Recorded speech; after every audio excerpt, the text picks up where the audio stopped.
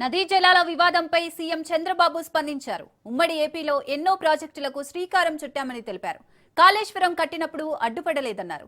గోదావరి, పెన్నా నదుల అనుసంధానం జరగాలని, విద్వేషాలు కాదు సామరస్య పరిష్కారం కావాలని తెలిపారు. కృష్ణా డెల్టా అభివృద్ధితో పాటు తెలంగాణకు నీళ్లిచ్చామని చెప్పారు. గోదావరి నీటిని తెలంగాణ వాడుకుంటే తామెప్పుడూ అభ్యంతరం చెప్పలేదని సీఎం చంద్రబాబు తెలిపారు.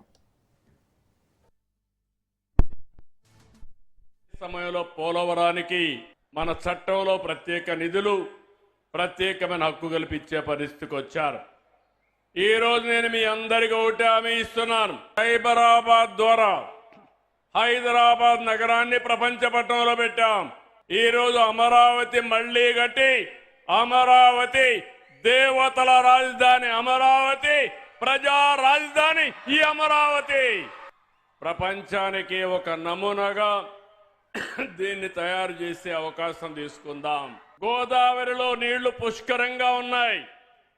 అందుకే మీరు చూసినప్పుడు నేను ఎప్పుడు కూడా గోదావరి నీళ్లు వాడుకుంటే ఎప్పుడు నేను అడ్డు చెప్పలేదు. విభజన తర్వాత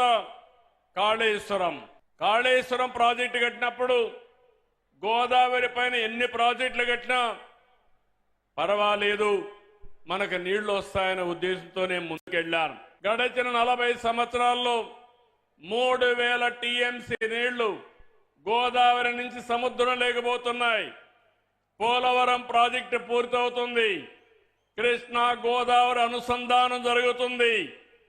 నా జీవితంలో ఒకటే కోరిక, ప్రపంచంలో తక్కువ నీటి వినియోగం చేసే దేశం భారతదేశం. పట్టిసీమ ప్రాజెక్టుతో కృష్ణా డెల్టాకు నీరు తీసుకొచ్చాం.